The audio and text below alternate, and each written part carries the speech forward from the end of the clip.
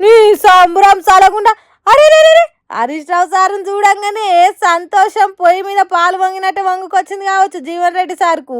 సంబరంతో సతమతం అవ్వకుండా హరీష్ రావు సార్కు శాల్వా కప్పి కడుపార గట్టిగా ఆవులిచ్చుకున్నాడు. అటెనక కేటీఆర్ దగ్గరికి పోయి శాల్వా కప్పిండు. చేతుల చెయ్యేసి ఎంట తీసుకొని పోయిండు. కాంగ్రెస్ పార్టీలు ఉన్నప్పుడు ఎప్పుడు ఏదో బాధతోని కనిపించే జీవన్ రెడ్డి సారు బీఆర్ఎస్ పార్టీలకు రాగానే ఎక్కడలేని సంతోషంతో సంబరపడుతున్నాడు. ఎన్నో ఏళ్ళు ఒంటరిగా బతికి అనుకోకుండా అయినోళ్ళు సొంత బలగంగా అనిపిస్తే ఎట్లుంటదో అట్లనే అయింది కావచ్చు జీవన్ రెడ్డి సార్కు. అబ్బబ్బబ్బబ్బా ఉక్కిరి బిక్కిరి అయిపోయింది జరసేపు.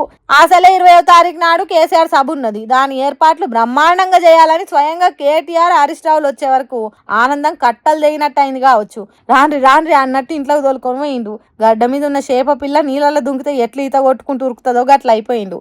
ఇప్పుడే గిట్లుంటే సోమవారం నాడు జరిగే మీటింగ్ లో ఇంకెంత సంబరంగా ఉంటాడో జీవన్ రెడ్డి సారు చూడాలిగా అప్పుడు.